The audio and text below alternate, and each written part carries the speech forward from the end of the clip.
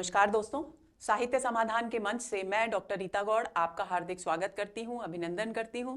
दोस्तों, आज का सत्र बहुत ही रोचक सत्र होने वाला है क्योंकि एमपी टेट वर्ग 2 के पाठ्यक्रम में जो कविताएं प्रस्तावित हैं उनमें एक कविता बड़ी प्यारी सी, बहुत अच्छी सी कविता है। हालांकि सभी कविताएं अपने अपनी जगह पर अच्छी हैं, लेकिन ये कविता बाल सुलभ है, इसलिए बहुत अलग अनुभूति हो रही है इसके बारे में बात करते हुए। और ये कविता लिखी गई है सुभद्रा कुमारी चौहान के द्वारा। आप देखेंगे कि जिन कवयित्री ने झांसी की रानी जैसी एक ओजपूर्ण कविता लिखी, वही कवयित्री अंदर से कितनी कोमल हैं कि बाल सुलभ भावनाओं को अभिव्यक्त कर उसमें निहित गहरी बात को किस तरीके से प्रस्तुत किया जाए, वो इस कविता के माध्यम से कितनी सफलता से अपनी बात को पहुंचाती हैं। कविता का शीर्षक है पानी और धूप, और ये कविता खासतौर पर दोस्तों माँ और बच्चे के संवाद के माध्यम से आगे बढ़ती है। तो चलिए शुरू करते हैं आज का सत्र। सबसे पहले संक्षेप में जीवन परिचय जान लेते हैं। सुभद्रा कुमारी चौहान आप सभी जानते हैं कि राष्ट्रीय सांस्कृतिक धारा की कवयित्री मानी गई हैं। यद्यपि उनकी कविताओं में राष्ट्रीयता और देश प्रेम का स्वर जितना प्रबल है, घरेलू जीवन की झांकियां भी उतनी ही मनभावन और सुखद हैं। तो सन 1904 में प्रयागराज के निहालपुर मोहल्ले में इनका जन्म हुआ और इन्होंने शिक्षा प्रयागराज में ही क्रॉस वेस्ट गर्ल्स कॉलेज था, वहां से प्राप्त की। और एक बात और आपको जान लेनी है कि महादेवी वर्मा इनकी जूनियर थी, यानी ये महादेवी वर्मा की सीनियर हुआ करती थी। और सबसे पहले महादेवी वर्मा कविता लिखती हैं, इस बात का, इस सत्य का उद्घाटन, सार्वजनिक घोषणा भी सुभद्रा कुमारी चौहान ने ही की थी। तो इनका निधन 1948 में हुआ। अब कुछ एक महत्वपूर्ण तथ्य है, वो ये कि बचपन से ही इनमें कविता लेखन की प्रतिभा मौजूद थी और सबसे पहली इन्होंने काव्यकृति 15 वर्ष की एक नादान सी उम्र में की थी। राष्ट्रीय आंदोलनों में इन्होंने सक्रिय भूमिका निभाई, कई बार ये जेल भी गई। मध्य प्रांत की जो असेंबली थी उसमें कांग्रेस की ये सदस्या भी रही। 1921 में इन्होंने असहयोग आंदोलन में बढ़ चढ़कर हिस्सा लिया और उसका प्रभाव इनके मन पर इतना छाया कि उन्होंने उस असहयोग आंदोलन के प्रभाव के कारण अपनी शिक्षा भी बीच में ही अधूरी छोड़ दी। अब रचनाओं की बात करते हैं। मुख्यतः सुभद्रा कुमारी चौहान को हम एक कवयित्री के रूप में जानते हैं। कविताओं में उनके मुख्यतः राष्ट्रीय भावना और घरेलू जीवन की छवियां हैं।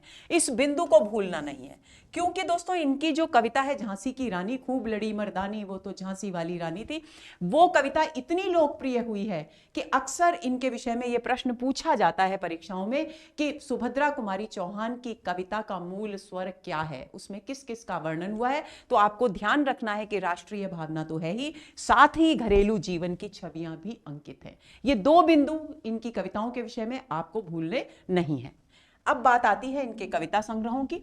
तो इनके 3 कविता संग्रह प्रकाशित हुए। इनके प्रामाणिक प्रकाशन वर्ष उपलब्ध नहीं हो सके हैं, तो त्रिधारा, मुकुल और नक्षत्र, ये इनके 3 कविता संग्रह हैं। और इनकी जो प्रमुख महत्वपूर्ण कविताएं हैं वो है जलियांवाला बाग, झांसी की रानी, झंडे की इज्जत में और स्वदेश के प्रति। ये इनकी 4 महत्वपूर्ण कविताएं हैं और ये चारों कविताएं राष्ट्रीय भावनाओं से सराबोर हैं। अब बात आती है इनके कहानी संग्रहों की। तो कहानी संग्रह इनका पहला है बिखरे मोती, जिसका प्रकाशन हुआ 1932 में। दूसरा कहानी संग्रह है उन्मादिनी, 1934 में प्रकाशित हुआ। और सीधे साधे चित्र इनका तीसरा कहानी संग्रह है, जिसका प्रकाशन हुआ 1947 में। कहानियों के लिए हिंदी साहित्य सम्मेलन में इनको 2 बार सेक्सरिया पुरस्कार से भी सम्मानित किया गया। इन्होंने बाल साहित्य की रचना भी की, जिसमें झांसी की रानी, कदम्ब का पेड़, सभा का खेल इनके प्रमुख बाल साहित्य की प्रमुख कृतियां हैं, प्रमुख रचनाएं हैं।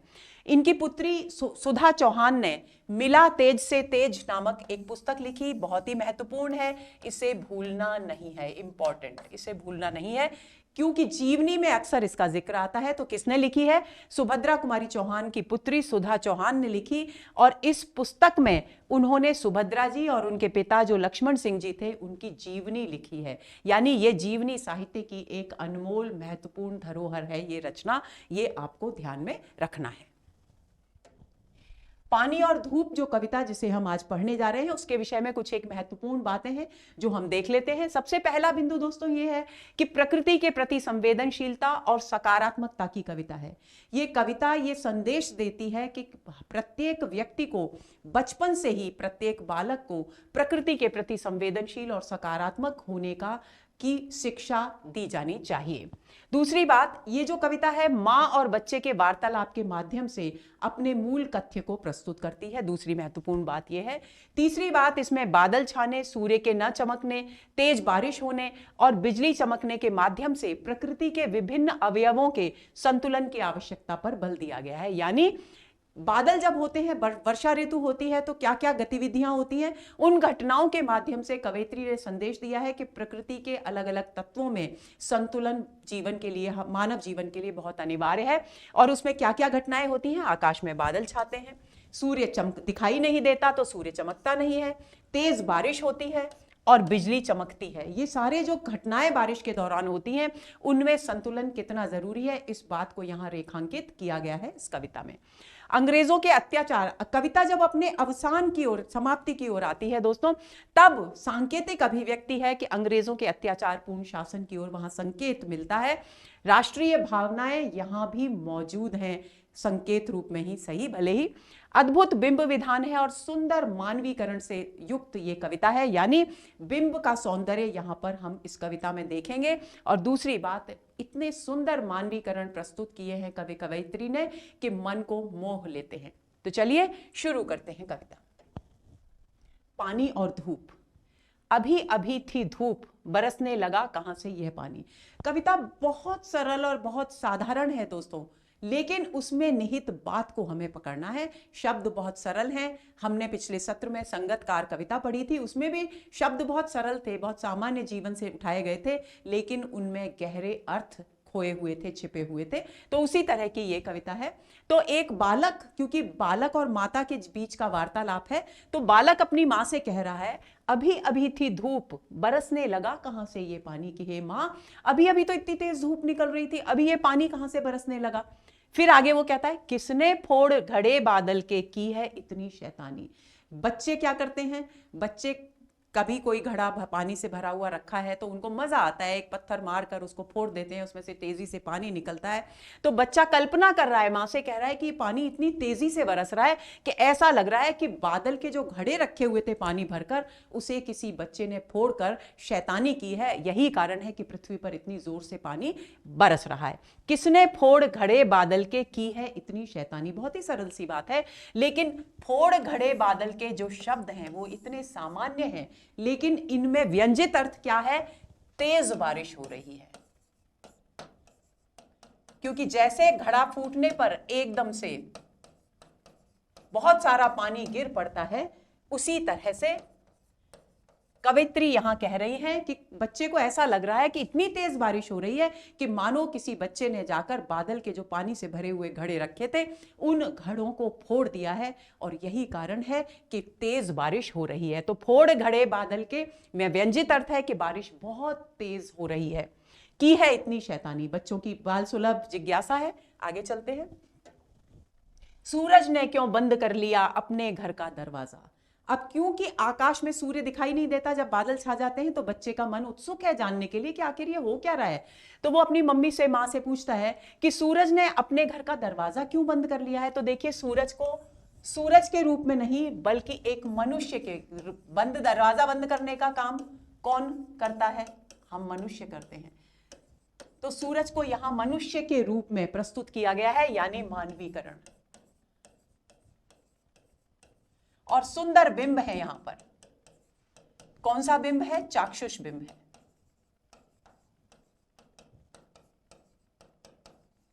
बिंब क्या होता है दोस्तों, प्रसंगवश चर्चा कर देती हूं। बिंब का मतलब होता है कि जब हम किसी भी कविता में या गद्य की कृति में किसी भी वर्णन को पढ़ें और उसे पढ़ते ही वो पूरा का पूरा दृश्य हमारे सामने ऐसे साकार हो जाए जैसे हम पुस्तक में नहीं पढ़ रहे बल्कि हम स्वयं उसको अपनी आंखों से देख रहे हों, उसे हम कहते हैं बिंब। यानी किसी भी वर्णन का दृश्य आंखों के सामने आ जाए उसे बिंब कहते हैं। बिंब बहुत प्रकार के होते हैं, उनमें से कुछ एक जो बिंब हैं वो महत्वपूर्ण है, जैसे मानस बिंब, भाव बिंब, चाक्षुष बिंब, रंग बिंब, ये बहुत ही महत्वपूर्ण बिंब है। रंगों के माध्यम से जब कोई दृश्य हमारे सामने साकार करता है कोई कवि या लेखक तो वो रंग बिंब कहलाता है। जब किसी भी वर्णन के माध्यम से नेत्रों के सामने कोई दृश्य जीवंत होता है तो वो चक्षु से बना है, चक्षु मतलब नेत्र, तो चाक्षुष बिंब होता है। जब भावनाओं की अभिव्यक्ति के माध्यम से कोई बिंब साकार होता है तो उसे हम भाव बिंब कहते हैं। उसी तरह से हृदय की अनुभूतियों के माध्यम से जब कोई बिंब होता है तो उसे मानस बिंब कहा जाता है। इसी तरह से बहुत सारे अलग अलग बिंब होते हैं। तो यहाँ चाक्षुष बिंब है क्योंकि यहाँ पर रंगों की बात नहीं है, पूरा का पूरा दृश्य हमारी आंखों के सामने साकार हो रहा है, तो इसलिए यहां चाक्षुष बिंब है। और मानवीकरण अलंकार है, अलंकार। तो बच्चे को जब सूर्य के दर्शन नहीं हो रहे, सूर्य दिखाई नहीं दे रहा, तो उसे लगता है कि सूरज ने अपने घर का दरवाजा बंद कर लिया है। तो सूरज ने क्यों बंद कर लिया अपने घर का दरवाजा? उसकी माँ ने भी क्या उसको बुला लिया कहकर आजा। कि ज्यादातर सामान्यतः क्या होता है कि बच्चे जब बहुत देर तक बाहर खेलते हैं तो एक समय, निश्चित समय बीत जाने के बाद माएँ उनको अंदर बुला लेती है कि अब बस बहुत देर हो गई, अब घर आ जा। तो उस बच्चे को, क्योंकि वो बच्चा है, तो बच्चा अपनी माँ से कह रहा है कि सूरज ने भी अपने घर का दरवाजा बंद कर लिया, अब वो दिखाई नहीं दे रहा। कहीं ऐसा तो नहीं कि उसकी माँ ने कहा हो कि अब बहुत देर हो गई बाहर खेलते खेलते, अब तुम घर में आ जाओ। तो बाल सुलभ अभिव्यक्ति है, बहुत ही भोलापन है, बहुत ही भोलेपन से युक्त अभिव्यक्ति है, लेकिन संदेश बहुत गहरा है। आगे चलते हैं। जोर जोर से गरज रहे हैं बादल हैं किसके काका। जोर जोर में पुनरुक्ति प्रकाश अलंकार है। अब क्योंकि बारिश के समय में और क्या होता है, बहुत तेज बादल गड़गड़ाते हैं, गरजते हैं, तो बादल गरज रहे हैं। बच्चे के मन में उत्सुकता हो रही है कि ये बादल इतनी जोर जोर से गरज रहे हैं, ये भी बादल भी किसी के काका हैं क्या। आगे की पंक्तियां देखिए। किसको डांट रहे हैं किसने कहना नहीं सुना माँ का। अक्सर घरों में क्या होता है दोस्तों, आप सभी जानते होंगे कि जब कोई बच्चा अपनी माँ का कहना नहीं मानता तो काका या जो भी कोई बड़े जन होते हैं परिवार में, वे उसे डांटते हैं और उसे इस बात को समझाते हैं कि माँ का कहना हमेशा माना जाना चाहिए।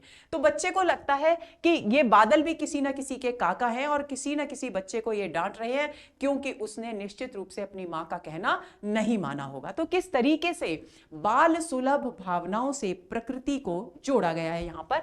तो जोर जोर से गरज रहे हैं बादल हैं किसके काका। बादल भला किसके काका हैं, किसको डांट रहे हैं ये बादल जोर जोर से गरज कर, और किसने अपनी मां का कहना नहीं माना है। आगे, बिजली के आंगन में अम्मा चलती है कितनी तलवार। क्योंकि बादलों के बीच से बिजली चमकती है, और चलती है कितनी तलवार का मतलब क्या है कि लगातार बिजली चमक रही है। दो तरह की बातें होती हैं दोस्तों, एक तो यह कि बिजली चमक गई एक बार कड़क कर और फिर शांत हो गई, फिर बहुत घंटों तक नहीं चमकी। लेकिन यहां क्योंकि वो कह रहा है कि बिजली के आंगन में, कि बिजली का जो घर है उसके आंगन में बार बार तलवारें सी चल रही हैं, यानी बिजली लगातार चल रही है। जैसे युद्ध भूमि में तलवारें एक दूसरे से टकराती हुई चमकती हैं निरंतर, उसी तरह निरंतरता से लगातार आकाश में बादलों के बीच में बिजली चमक रही है। तो बिजली के आंगन में अम्मा चलती है कितनी तलवार के, हे अम्मा हे माँ, बिजली के इस घर में कितनी तलवारें चल रही हैं। आगे चलिए। कैसी चमक रही है फिर भी क्यों खाली जाते हैं वार, की कितनी तेजी से चमक रही है।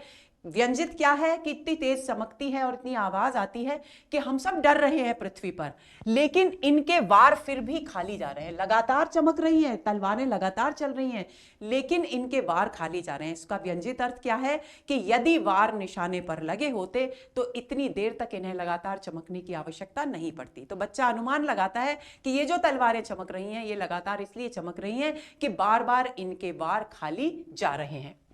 क्या अब तक तलवार चलाना मावे सीख नहीं पाए। अब एक दूसरा प्रश्न उठ रहा है कि अगर उनके खाली जा रहे हैं वार, तो इसका मतलब है कि उन बिजली के जो बच्चे हैं उनको तलवार चलाना ठीक से आया नहीं।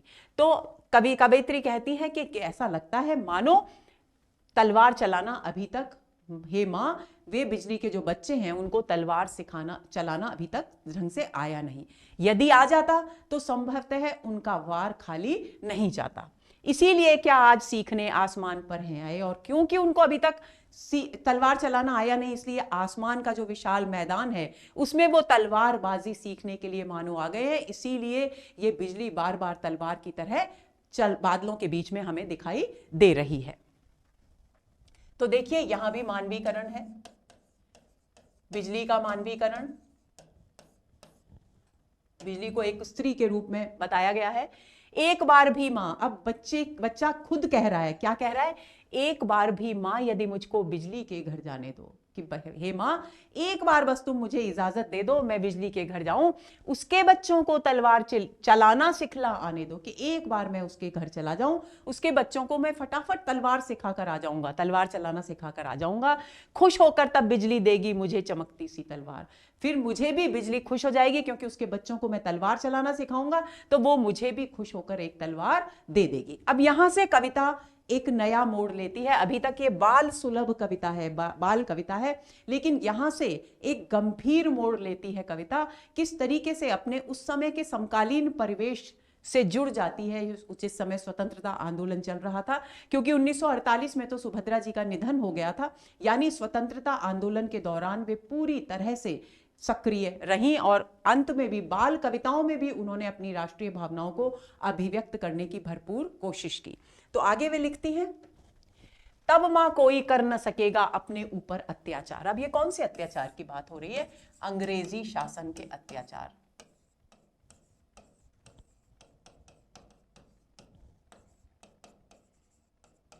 कहते हैं कि जब मैं तलवार लेकर आ जाऊंगा, बच्चा कह रहा है कि जब मैं बिजली के बच्चों को तलवार सिखाऊंगा, वो मुझे उपहार में एक सुंदर चमकती तलवार देगी, तो मैं जब तलवार लेकर आ जाऊंगा तब हमारे ऊपर कोई अंग्रेजी शासन अत्याचार नहीं कर सकेगा, क्योंकि हमारे पास लड़ने के लिए शस्त्र होगा।